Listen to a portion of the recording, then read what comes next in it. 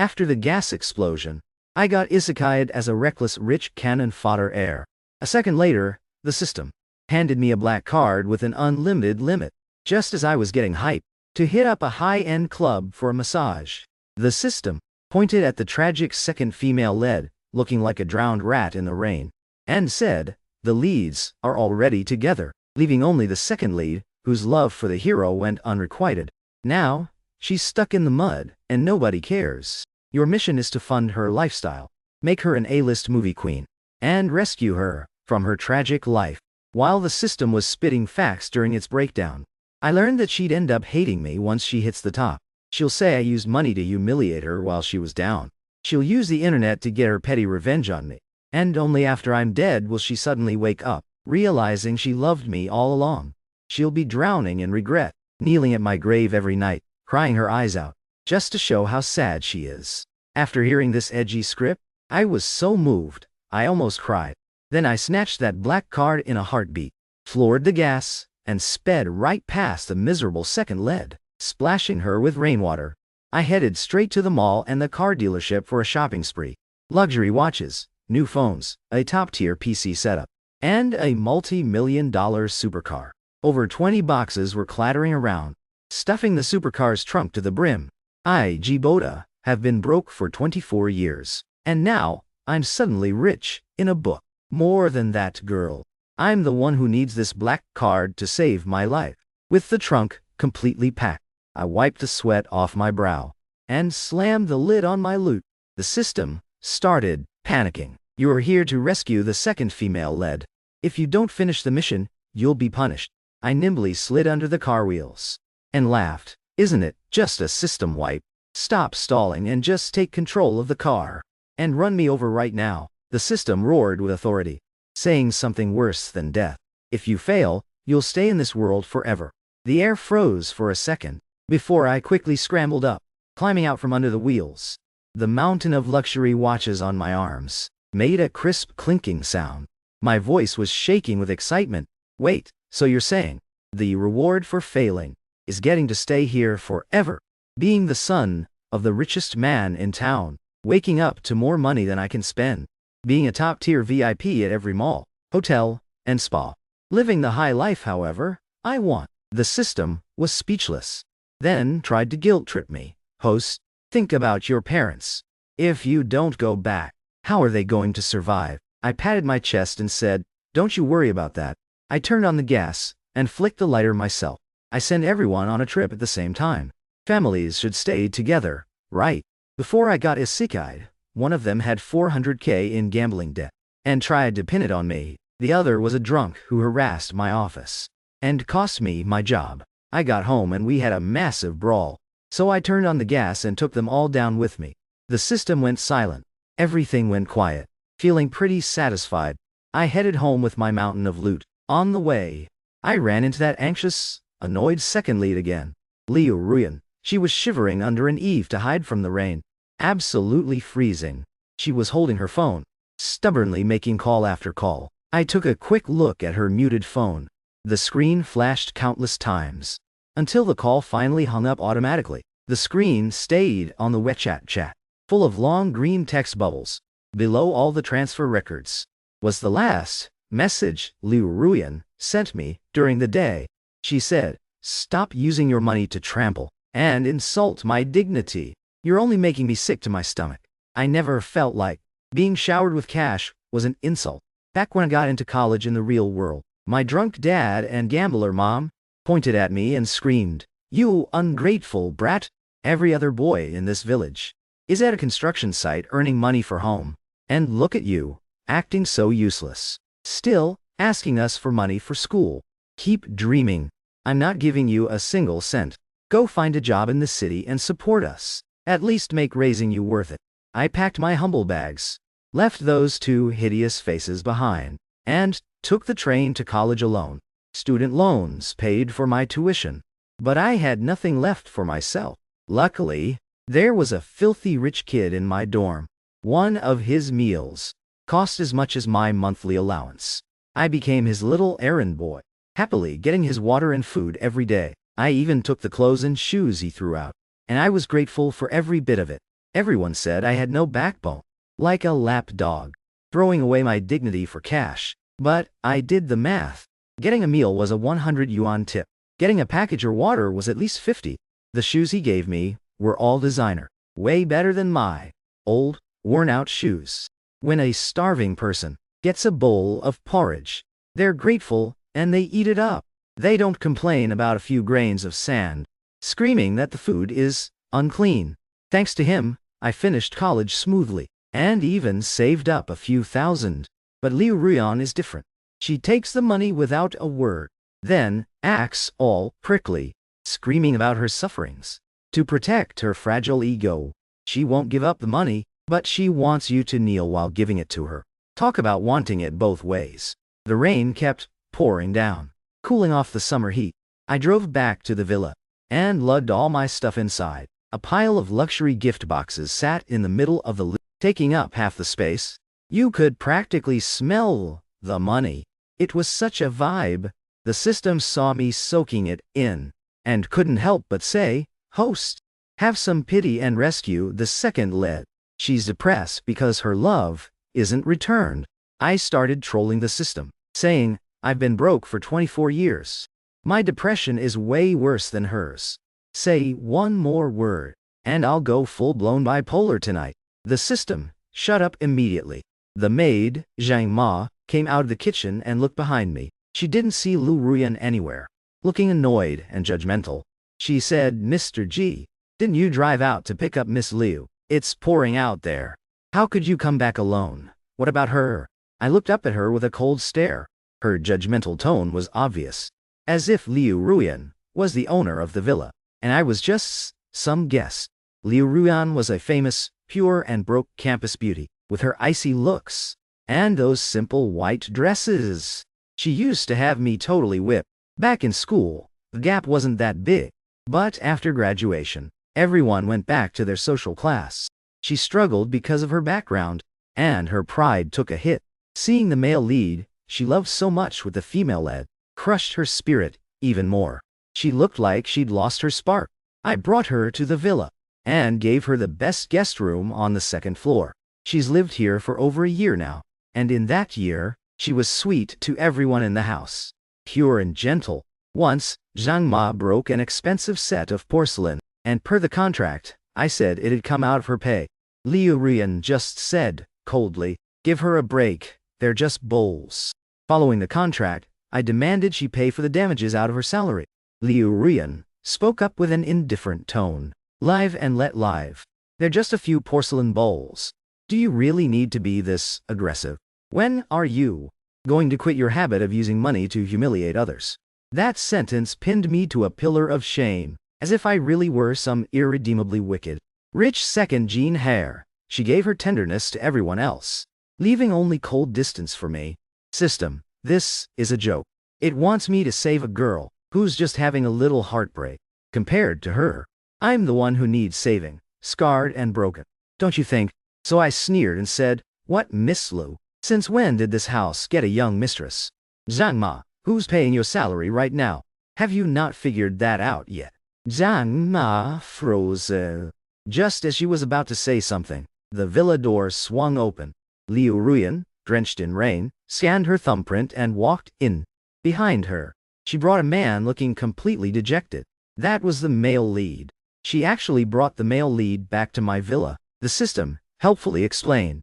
The leads had a fight. The devoted second lead thought her chance had finally come, so she couldn't wait to bring him here. Back on campus, the lead's romance was intense, mocked by others as a story of a rich heiress falling for a poor boy. But out in society, the script changed to a phoenix man trying to climb the social ladder, and an heiress forced into an arranged marriage under her parents' pressure.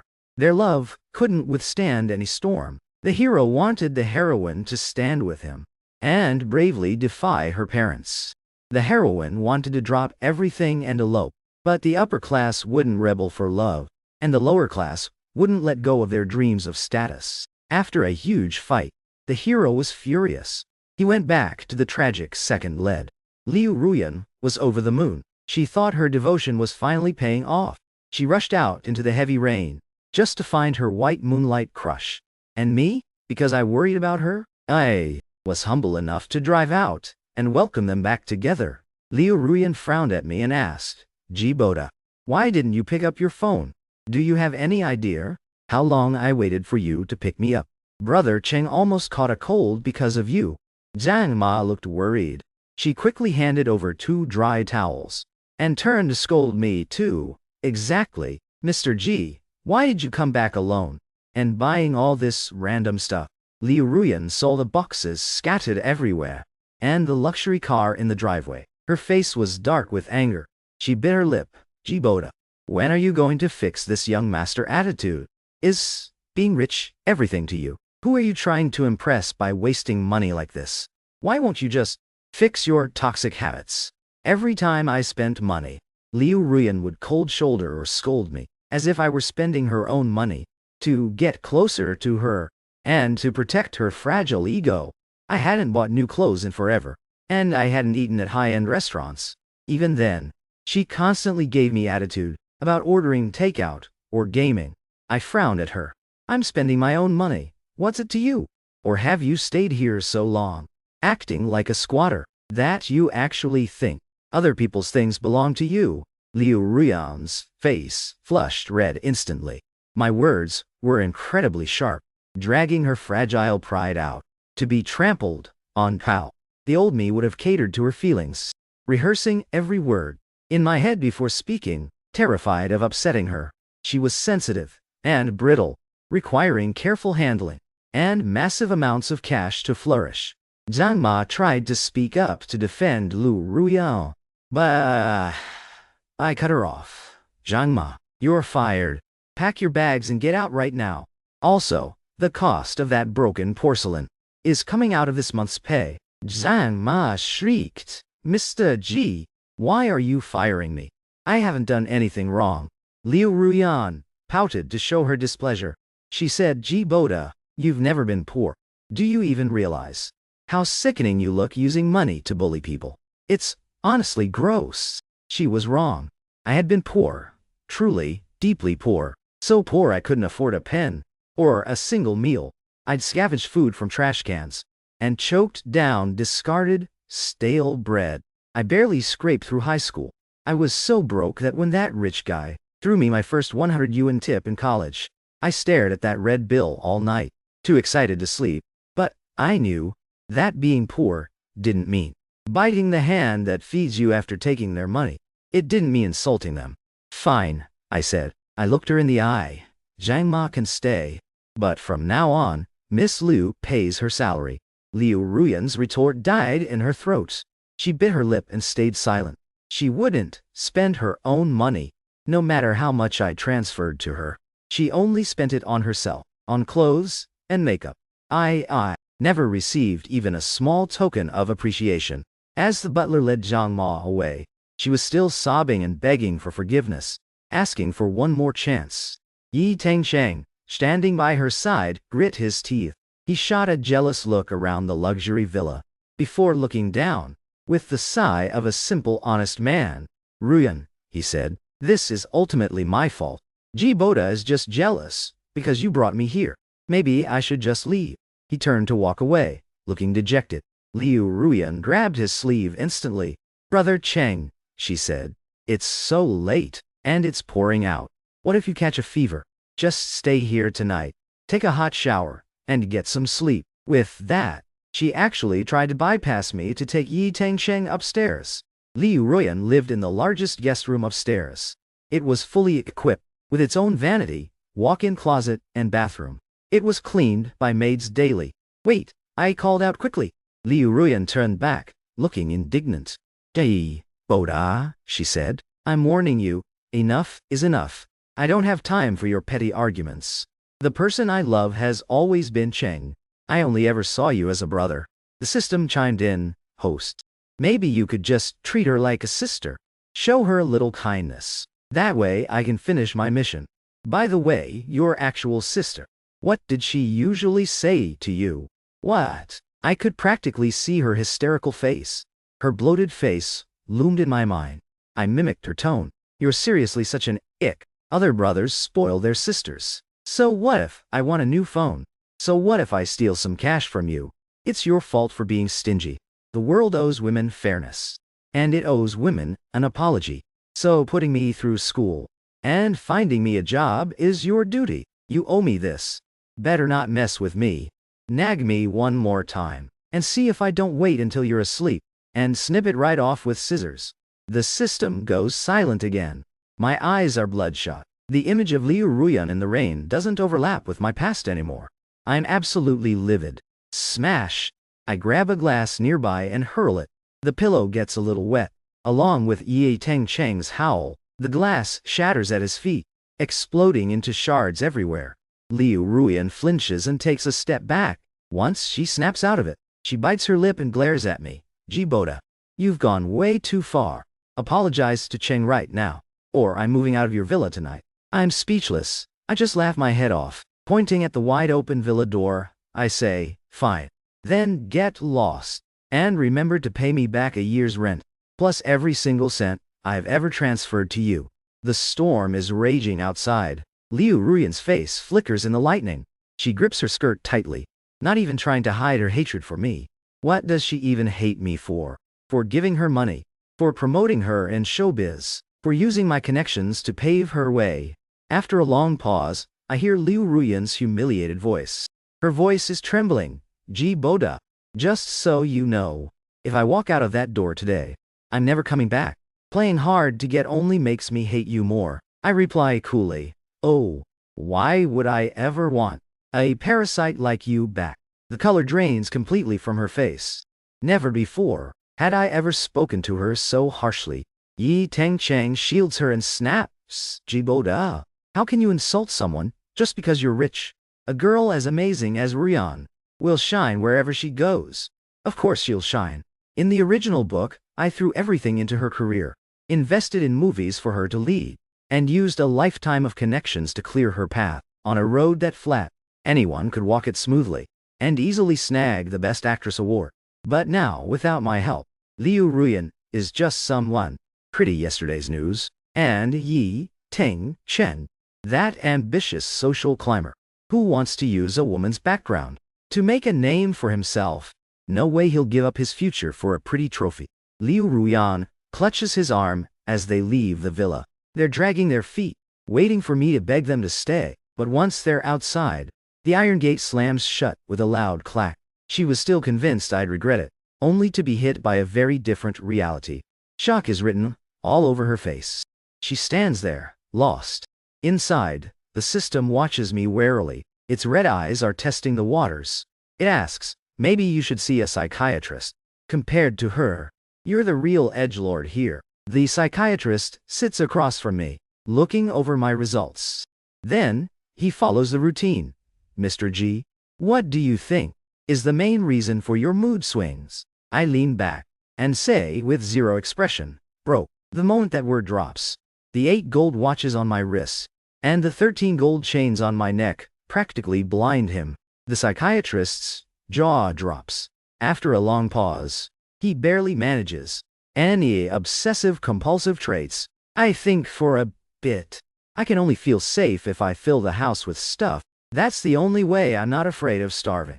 Sometimes, I feel like a hamster, just hoarding and stuffing my face. He takes off his glasses and rubs his eyes, trying his best to look away from my bling.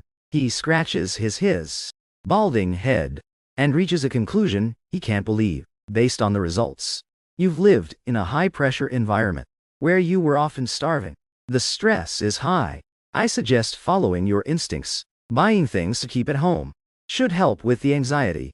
My phone pings. Bro, Jiang Cheng. He says, Jiboda, that land you liked for the school beauty is up for auction tomorrow.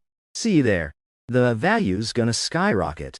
I think to myself, if I get it and make a profit, I could build a few schools and help kids who can't afford to study. This wholesome plan makes me feel human again. I used to crave family and dream of not worrying about food. The rage from the gas explosion feels like a different life.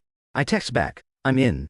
I'll definitely be there. The auction is packed. Jiang Cheng and I are killing it with the shrimp. He's confused. Gee, you usually hate eating.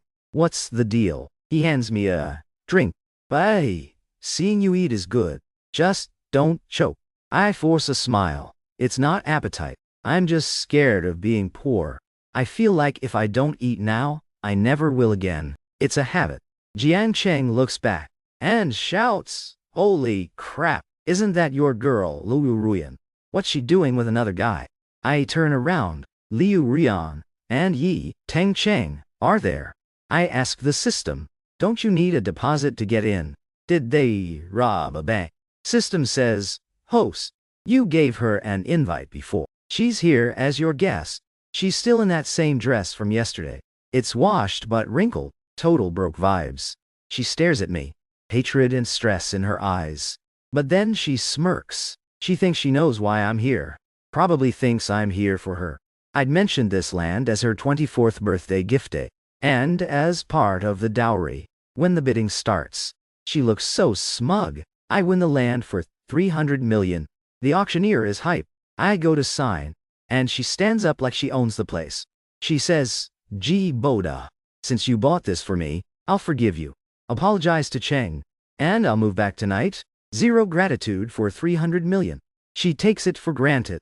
She has no idea. There's a different soul in here now. She'll learn soon. Getting money out of me is like pulling teeth. I smirk. Who said this was for you? She's stunned. You think you're worth 300 million. The room laughs. Jiang Cheng is stoked. Gee, you're finally cured. Liu Ruyan is humiliated. She glares like she doesn't know me. Well, she doesn't. I'm not saving some pure school beauty. Yi Teng Cheng tries to be the hero. How can you insult her? I tell him to buy it for her then. He's quiet. They leave, and she tells me she's never coming back. Good. I'm off to buy more cars. System is worried about its KPI, but I'm focused on my own peace. The soul inside this body had changed a long time ago. She's about to find out. That pulling money out of me is harder than pulling teeth. I sat there, looking her up and down. With a fake smile, I said, "Who said I bought this land for you?" Liu Ruyan froze in shock. I sneered. "You think you're worth 300 million? Is your lower half paved with gold or something?" Small bursts of laughter broke out in the auction hall. Jiang Cheng patted my shoulder. Super hyped. Holy crap. Gee, your 5-year simp-itis is finally cured today. You won't relapse, right? Liu Ruyan stood there under the lights, feeling like she'd been stripped naked in front of everyone. The awkwardness and shame totally crushed her ego. She glared at me, like she was seeing me for the first time.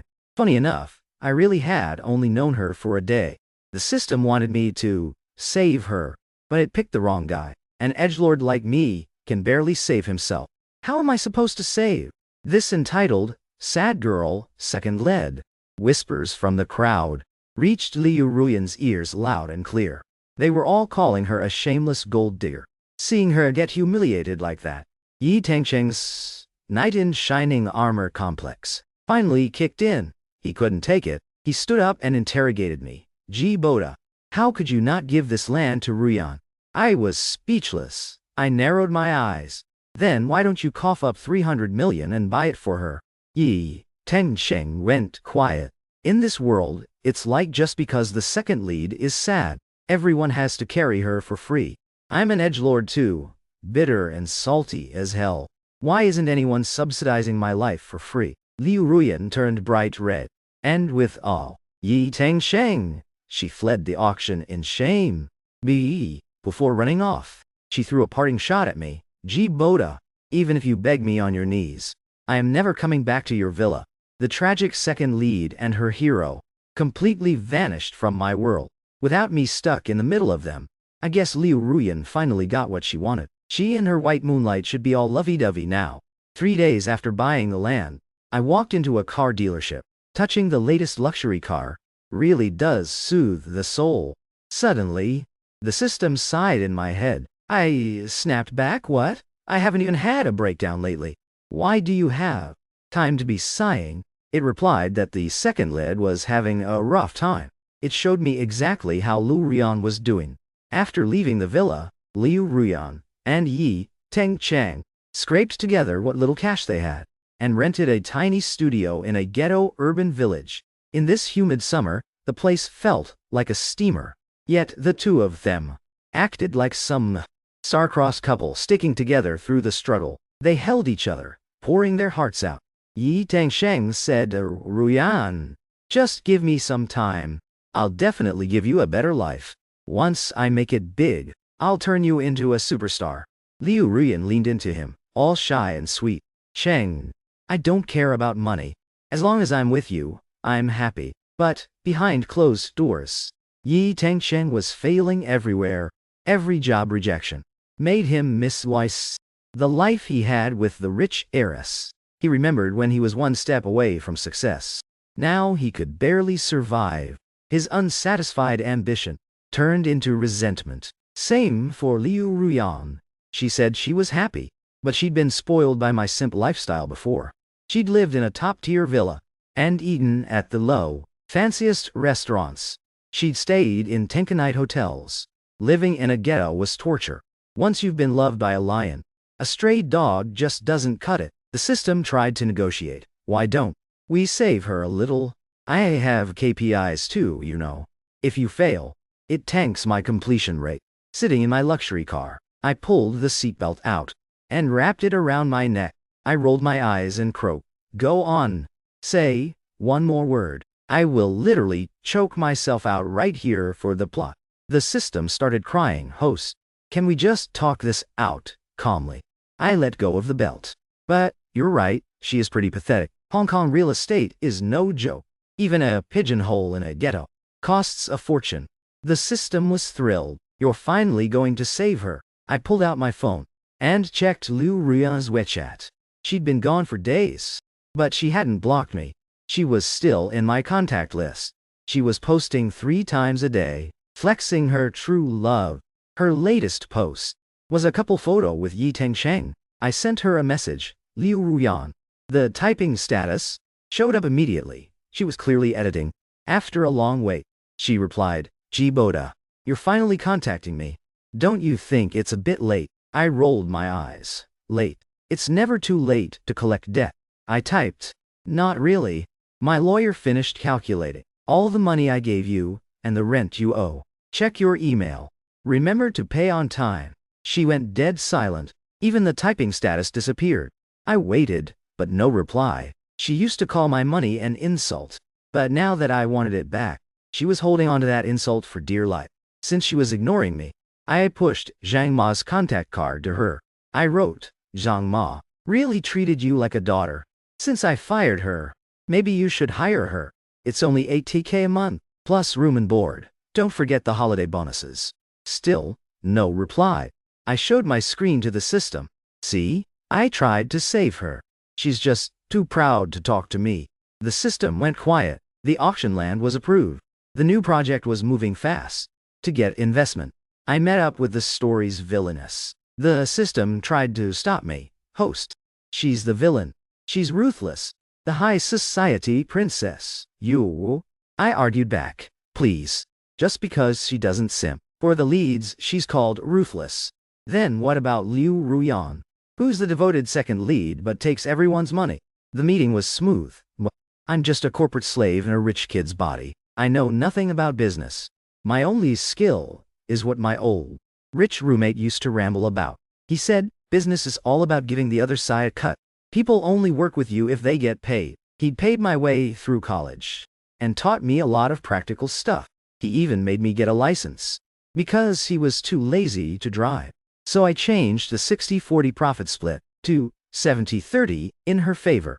The contract was signed. Feeling fancy, I ordered some expensive wine. I didn't expect the person serving it to be Liu Ruya. It'd been a month since I saw her. She looked thin and exhausted. The old campus beauty vibe was gone. I ordered a few bottles of pricey red wine, but I didn't expect that when the door opened, the person serving the drinks would be Liu Ruyan. I hadn't seen her for over a month. She'd lost a lot of weight, and she looked totally wrecked. Back in school, she was that pure and melancholic campus beauty, but now she looked completely worn out by life. That main character's sparkle in her eyes was dead. This was the biggest club in the city. packed with gorgeous girls serving drinks everywhere. Liu Ruyan was just another face in the crowd. She looked up as she set down the tray, and saw that in this VIP booth, it was just me and another strange woman. She froze in total disbelief. Once she snapped out of it, she rushed over and grabbed my sleeve, accusing me, indignantly. G. Boda. Who is she? Why are you two alone in here? I didn't hold back and shoved her right onto the floor. I adjusted my cuffs and said, I'm doing business. Since when do I need to report to you? Who do you even think you are? Liu Ruyan looked devastated, her face turning from red to pale. She stared at me for ages, before sighing and looking away. It was like she finally surrendered. As if all that tension she'd been holding finally snapped. She spoke softly. G. Boda. You win. You knew I worked here. So you brought someone else here just to trigger me, right? You ignored me for a whole month on purpose. Just to make me realize who I really love, didn't you? She bit her lip. Fine, I'll admit it. I love you more than Yi Ting Cheng now.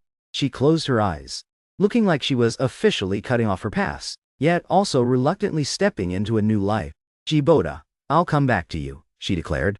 And I promise I won't have any contact with Yi Ting Cheng, but I have conditions. First, give me that land. Then, we set some ground rules. Rule number 1. Wipe that debt list you sent me. I slammed my hand on the table. Say what? My audit alarm went off at the thought of losing cash. I cut her off. You want the land and the money. You've got some nerve. I grit my teeth. Asking for the land and money is one thing, but then acting like coming back is a favor. Are you bad luck personified? Anyone who touches you ends up ruined, right? In the original book, I wasted so much effort to make Liu Ruyan the best actress in showbiz. The first thing she did after winning that award was use the internet to ruthlessly attack the G group. She hired trolls and marketing accounts to destroy my parents' life's work before it even had a chance to flourish. The G family never stood a chance, and my parents died soon after, full of grief. Men and women really do see things differently. When women love a man, they want to control every cent he has. Like a corporate slave that grinds for her, she doesn't care how hard it is for him out there. The guy only gets a tiny allowance, and even then, he has to use it to buy her gifts for every single holiday. Men are different. When men love a woman, they usually satisfy every one of her needs, no matter the cost. Just so the wife can have a good life, he'll work himself to the bone out there, transferring paycheck after paycheck into her account, and then her greed just gets bigger until she thinks it's all owed to her. Then she starts complaining that he doesn't spend enough time with her and runs into another man's arms. The husband is left with nothing for the divorce lawyer. But I've been poor. I mean dirt poor, so I value money more than my own life. Nobody touches my cash. I stood up and snapped at Liu Ruyan. Do I really have to spell it out for you?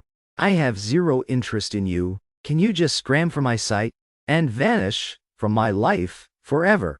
Up close, I could see her lips trembling. She still couldn't believe that I'd suddenly stopped loving her. The love I had was so intense. She'd been totally wrapped up in it, believing it would never end. She stammered. That's impossible. How can it be? She stared into my cold, flat eyes. How could you not love me anymore? G. Boda, you're just mad at me, right? I was just so insecure. I didn't believe a rich boy like you could actually like me. So I kept testing your limits, just to see if you really loved me. She choked up. Now I know you really do. So let's stop fighting. Can't we just go back to how we were before? She was begging now, her eyes shimmering with tears. But love, that's a luxury only people with money can afford to give. I'd only been in this world for a month. I didn't have any luxury feelings to spare. Asking me for love was a waste of time. The man who really loved her was already long gone. She searched my eyes for any sign of that old affection, but she found nothing. Nothing but a cold, wary stranger. If she hadn't popped up today, I would have already forgotten what the tragic second lead of this book even looked like. I laughed. You're right. Why would a rich heir like me ever love mediocre trash like you? Now that that's settled, can you get lost? Liu Ruyan was terrified. I saw real fear on her face For the first time, life in the slums this past month had sucked. Just to survive, she had to come to a place like this. To push drinks. She tried to force a smile, as if trying to convince herself, "No, you're lying. You loved me so much. How could you just stop?" She lunged at me and grabbed my arm. In a death grip. "Jiboda," she said. "I don't care. Come outside with me. We need to talk. I won't believe you stopped loving me." Her acting like a total pest reminded me exactly of my dad. Back when I was tricked into going home because he was dying. I experienced the scariest moment of my life. My dad wanted me to quit school and follow some villagers to Southeast Asia to work. Said the me was good. I fought him on it. We argued for ages. Finally, he grabbed my arm just like this and dragged me toward a car with some strangers. He said, "Jiboda, you're gonna earn some money for me. Think you're hot stuff just because of college. I'm telling you, you're going whether you like it or not." The scenes overlapped in my mind. No one saw my eyes turning blood red. It felt like something invaded my brain. I roared at her. In the next second, with a loud crack, I swung my hand and slapped Lu Ruyan right across the face. She clutched her cheek, shock and pain written all over her. She couldn't believe that the man who loved her would actually hit her. Then there was Yu Yovai. She was curled up in the corner of the sofa, shielding her head with terror in her eyes. She shrieked, "Fine, let's make the profit 40-60. No, 50-50. I'll do 50-50. Just don't hit her anymore. And definitely don't hit me. I'll have my secretary bring a new contract right now. I'll have my secretary draft a new contract immediately. Secretary, print the new contract now. Change the profit split to 50-50. Please, hurry up. If you don't show up, I'll be having my 7-day funeral by next week." Amidst the absolute chaos, the system wailed while hugging me. "Host, I was wrong. Quick, call the psychiatrist back for a checkup. I'll never ask an edgelord like you to save the second lead ever again." Once again, I sat across from the psychiatrist, handing him my completed psychological test. The psychiatrist furiously rubbed the last few strands of hair on his head. He stared at those papers so hard he nearly burned holes in them. Then, he asked tentatively, "Mr. G, what do you think was the root cause of your emotional breakdown this time?" I crossed my arms and leaned back. Scene reenactment. I was triggered by a bad memory. Those painful moments are like parasites I can't shake off. They won't let me go. The psychiatrist seemed to find a breakthrough, his voice sounding a bit lighter. "Is that so?" he asked. "Can you tell me what you were doing at the time?" "Signing a contract," I said, "on a 300 million yuan land deal. The split was supposed to be 70-30, but she insisted on 50-50. According to my math, my partner basically handed me at least 200 million in pure profit." He finished rubbing off the last bit of fuzz on his scalp. He wiped his face hard, took a deep breath, and reached his verdict. "Based on the test results, you're likely suffering from traumatic memory recall. Maybe try to avoid reenacting similar scenarios. Like, trying to avoid opportunities where you make 200 million. He sounded totally unconvinced, and I definitely didn't agree. But I reluctantly took his previous advice to heart. Avoid reenacting similar scenarios. I pulled up the bill I'd sent Lu Ruyan and opened it again. I added a new line for medical fees. Compensation for the slap I gave her. I whispered a question to the system. "How much does a slap cost these days?" The system replied, "Depends on the injury. A few thousand for something minor, but hundreds of thousands for serious ones." The tragic second lead was still breathing, so the injury couldn't be that bad. I generously knocked off 20-0. Then resent the remaining 10 million yuan bill. Straight to her. When Liu Ruyan tried to call, I hung up instantly and blocked her. Once that was done, I let out a long sigh of relief. Then Jiang Cheng called. "Jiboda," he asked. "Wanna go for drinks? I've got some tea on the campus beauty." Jiang Cheng's voice was full of schadenfreude. At the bar, Jiang Cheng poured the drinks and mocked her. "You are." She couldn't scrape the cash together to pay you, so she begged Yiteng Cheng for a loan. And guess what? That guy is a total scumbag. Not only did he refuse her, he packed up all his stuff and ghosted her. He actually went back and made up with his rich ex-ex. In this story, the main leads always end up back together. recycling the same old rich girl and poor boy drama. And I, who used to fund the tragic second lead, had finally cut ties with her for good. I stayed a wealthy playboy, and everything returned to its starting point. Only Liu Ruyan was left at the finish line alone. The person she loved, and the one who loved her both, slipped away. She couldn't hold on to either. Back in school, Liu Ruyan fell for Yi Tengcheng at first sight. The reason was laughably tragic. She was broke, and holding her tray in the cafeteria. But her card didn't have enough balance for just one simple meal. The male lead saw this, and generously swiped his card for her. That was the seed of love that sprouted. So later, even though I spent 10 million on her, it could never compare to the 20 yuan he once spent. It was just built different. I irritably opened another 200 yuan bottle. That girl doesn't deserve 10 million. She only deserves her 20 yuan tray. Over the long years, she can slowly enjoy that stale love-flavored cafeteria food. I thought I'd never have to see Liu Ruyan again. But when I was driving back to the villa after leaving Zhangcheng, I was surprised to see a desolate figure standing outside my gate. It seemed she had been waiting for me for a long time. I dug through the depths of my memory to barely recognize the once cold and distant second lead. When she saw my car, a glimmer of hope appeared in her eyes. She called out tentatively, "GGA, you blocked me everywhere. I had no other choice. So, I wanted to wait here for you to come back." She had lost all of her former arrogance, and there were even faint marks on her face. Life had definitely taken its toll on her. I remembered what the psychiatrist said. Avoid reenacting similar scenarios. And Liu Ruyan always reminded me of my worst memories. I instinctively tried to walk past her, but she panicked. She almost reached for my arm. But then, remembered the pain of that last slap. She quickly pulled back, and just stood in my way. "Boda," she said. "I know I did a lot of wrong things in the past. I also blame myself for not knowing my own heart. You were so rich, and I felt like I didn't deserve you. That's why I wanted to test your love." She sounded so sincere, tears even starting to well up, but I just frowned and took a step back. She treated this relationship like glass, constantly adding weight just to see when it would break. Well, she got her wish. The glass was shattered. She'd gotten her results. Yet now she was unhappy, and trying to glue the pieces back together. I said flatly, "But you failed my test, so we're done." The system tried one last time. "How about?" "Shut up," I roared. "Why are you trying to push the hero's leftovers on me? Do I look like a recycling center?" The system finally shut its mouth. A look of pure terror washed over Liu Ruyan's face. She couldn't believe I'd stopped loving her. She couldn't believe that someone who once loved her so much now had absolutely nothing in his eyes for her. For so long, she had maintained a delicate balance, getting money from me, and giving her love to Yi Tengcheng. She desperately wanted both, but in the end she had nothing.